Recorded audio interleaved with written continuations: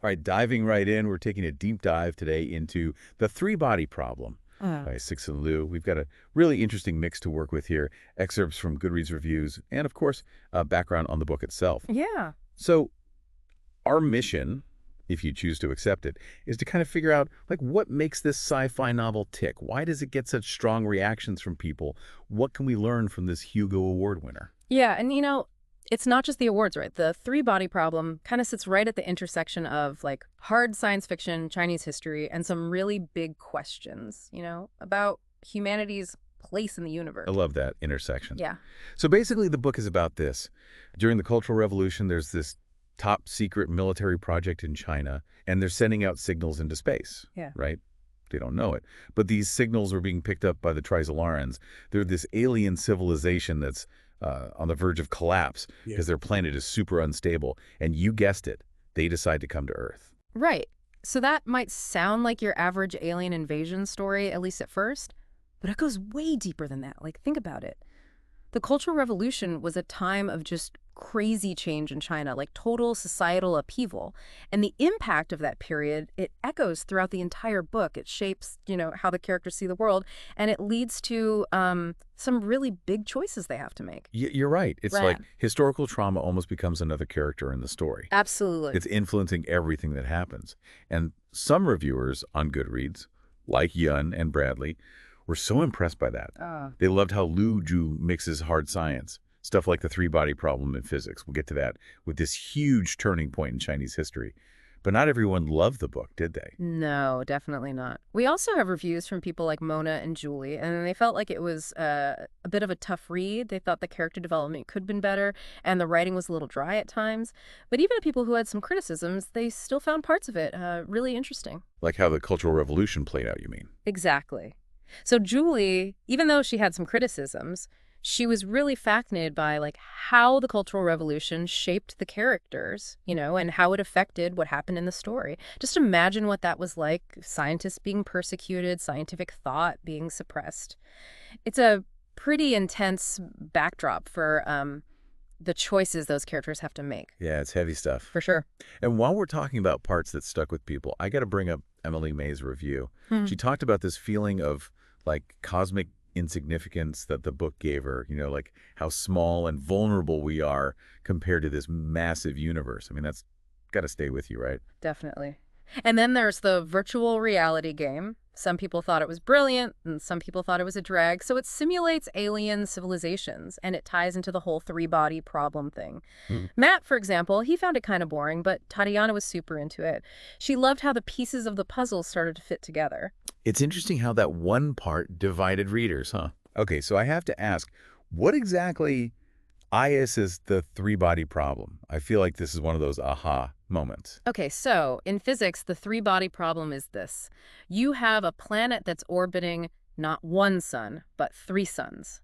Whoa. Yeah, it creates these super chaotic orbits, like the planet can't stay stable at all. Wow. And guess what? That's the exact problem that the Trisolarans are dealing with. Their home planet is like spiraling out of control because it has three suns. That's why they're so desperate to find a new home. Wow, so it's not just some made-up sci-fi idea, it's real science, and it adds this layer of, well, realism, right? Like Mario the Lone Bookwolf said, it makes you think about whether we can really predict complex systems. Exactly. If we can't even predict how planets move, how can we possibly wrap our heads around an alien invasion, That feeling that we don't know what's going to happen, that we can't control it, it's everywhere in the story. Yeah, it kind of makes you wonder, is humanity even worth saving? I mean, we see some pretty dark sides of human nature right from the start. That's a big question that the book tackles, and it goes straight back to the trauma of the Cultural Revolution. Think about Yi Wenji, the astrophysicist.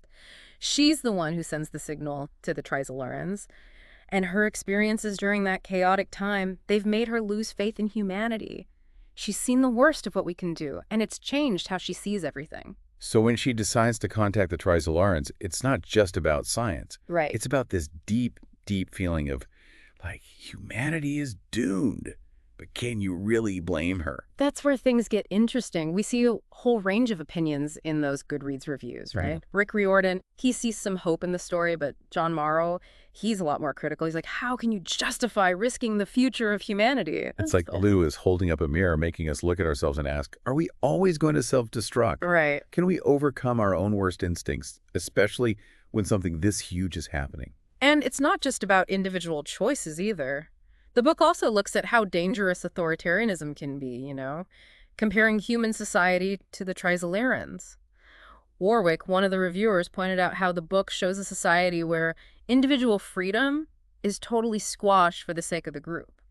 You could definitely see it as a commentary on what can go wrong with communism or any system where people can't speak their minds. It feels like every time we uncover something, there's another question. Yeah. It's just layers and layers. So many layers. But before we get too deep into the philosophy of it all, let's talk about, well, the Netflix adaptation. I know there's been a lot of talk about it, and not all of it's been good. Yeah, trying to adapt a story this complex for the screen, that's a huge challenge.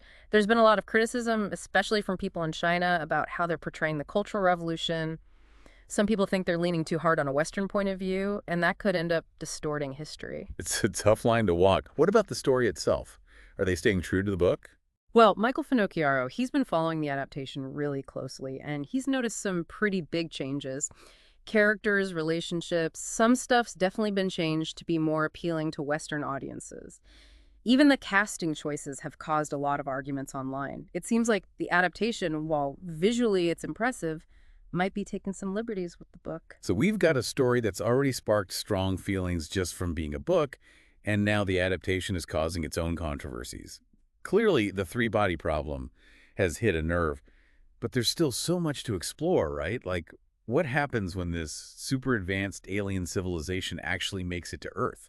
How will humanity react? Is there even a chance we can survive? Well, that's where things get really exciting. The first book, it's just the beginning. The story goes on in the Dark Forest, and that's where you really see how the three-body problem and the Dark Forest theory change everything. Okay, so before we jump into that, we're going to leave you with something to think about. Knowing that this alien civilization, they're facing their own planetary crisis and they're coming straight for Earth, how does that make you feel about where humanity stands in the universe? Do you feel dread? A little bit of hope? Maybe both? You know that sense of dread we were talking about? That's like the whole vibe of the Dark Forest. The Trisolaran fleet is on its way, and, well, humanity is kind of freaking out. I bet. I mean, it's not like we have the upper hand or anything. No, not at all. Remember those sophons we mentioned earlier? Those tiny particles the Trisolarans sent ahead? They're basically spying on us. Oh, and messing with our technology. Hold on. So they're watching us A&D sabotaging our stuff. Before they even get here. That's messed up. It is. It shows just how far ahead of us they are, tech-wise, and it creates this atmosphere of paranoia and distrust. You see all these different groups popping up, fighting over how to handle the threat. I can see that happening. And, I remember some of the Goodreads reviewers, Natalia, I think, she wondered if Yuwenji was just naive. Did she really think the Trisolarans would be friendly? That's a good point. You got to remember, she was acting out of this place of deep disillusionment. The Cultural Revolution really messed her up. But there's also this arrogance there, this belief that she could somehow control an alien civilization. Which, well, didn't exactly work out. But the book doesn't really tell us whether humanity is worth saving, does it? It's more about all these difficult choices and what happens because of them. Yeah, exactly. And we see different characters wrestling with those questions. Some of them, like the people working on the Ethereal Fleet project, they're putting all their eggs in the technology basket. Their plan is to build this massive fleet of spaceships powered by human consciousness to fight off the Trisolarans. Wait, what? Ethereal Fleet? Powered by, did you say human consciousness? What does that even mean? It's pretty wild. Basically, they're trying to digitize human minds, upload them into these ships, create an army of immortal warriors. Is that even possible? And wouldn't that be, ethically really complicated? Those are the kinds of questions the book forces you to ask. It's full of moral gray areas. Even when we try to do good, it can backfire in ways we never imagined. Yeah, and it's not like everyone is gung-ho about fighting back. Some people just give up. Yeah, definitely. That feeling of defeat, it's a big part of the Dark Forest. It comes from knowing we're up against something so much stronger than us. It goes back to that idea of feeling tiny and insignificant in the face of the universe. So it's not just an alien invasion story. It's like a psychological thriller, too. Exactly. It's about how we deal with fear, with pressure. And the dark forest theory, it makes it even scarier. The idea is that the universe is this dangerous place, and if any civilization reveals itself, it risks being destroyed by others. It's like survival of the fittest, but on a cosmic scale. So you're saying trying to talk to aliens is not this happy, hopeful thing. It's actually super dangerous. That's the scary part of the dark forest theory. It throws all those nice ideas about meeting aliens out the window, and it makes you wonder, did Wenji actually doom us all by trying to save us? Okay, that's seriously mind-blowing. This is way more than just aliens versus humans. But I gotta be honest, it's hard to accept that the universe is just this cold, empty place where everyone's hiding in the shadows. Yeah, it's a pretty bleak outlook, and a lot of readers who like more optimistic sci-fi, they have a tough time with it. But I think that's what makes the three-body problem so powerful. It makes us think about these uncomfortable possibilities, these questions about where we fit into all of this. And you gotta hand it to Liu, he has a serious imagination. This isn't just some space opera. It's about looking at the darkest parts of ourselves and thinking about the consequences of what we do, both as individuals and as a species. Exactly. But even with all the darkness and despair, there are these moments of hope. Humans are amazingly adaptable. Oh yeah, like that wall facer project. That was so unique. Yes, the wall facers. Basically, these people are chosen because they're really good at strategy. They're given tons of power to come up with secret plans to fight the Trizorans. They work outside the normal rules, and sometimes they use pretty shady methods. So it's like humanity throwing everything it has at this problem, even if it means breaking the rules. Totally. And the way the wall facers interact with the rest of humanity, it's fascinating.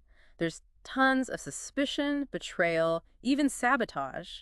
It makes you think about who should get to make these life or death decisions and how much power we should give individuals when things are this bad. It's like even when we have this common enemy, we can't stop fighting with each other. And that conflict, that struggle to overcome our own limitations, that's a big part of the Dark Forest. It's not just about fighting the Trizarans. It's about looking at our own flaws, our biases, our tendency to self-destruct. So even if we somehow get past the Trizolans, is it possible that we're our own biggest problem? That's the tragic thing that Liu is exploring. And it makes you wonder, could we actually pull ourselves together and unite against a common enemy? Or are we doomed to repeat our mistakes, even on a cosmic scale? That's a deep question. And the three-body problem doesn't shy away from those big, uncomfortable truths. It makes you think about how fragile civilization is, how complex we are as humans, and how we have the potential for both amazing things and terrible things. And as we move into the last book of the trilogy, Death's End, those questions become even more important. We'll see the dark forest theory play out completely, and we'll see the results of the choices humanity has made. Okay, so before we dive into Death's End, let's take a moment to consider this. Knowing what we know now about the dark forest theory and all the dangers out there in space, would you still try to talk to an alien civilization, even though it's so risky? That question really sticks with you, doesn't it? Would we risk reaching out, knowing how dangerous it could be? It's like, are we willing to gamble with the fate of humanity? And Death's End, well, that's where the gamble plays out, for better or worse. Everything that's happened in the first two books, it leads to this final showdown between humanity and the Trizolurans. Yeah, so this is it, huh? No more hiding, no more playing games, just all-out war. Yeah, pretty much.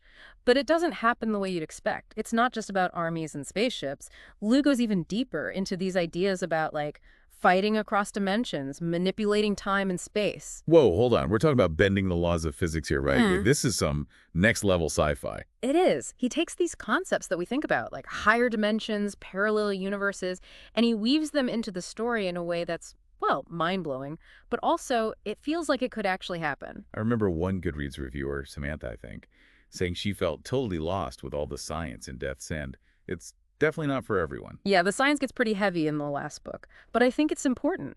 It shows us how limited we are as humans. There might be things out there, technologies we can't even imagine, that could change reality as we know it. It's like that feeling of being insignificant but even bigger, you know?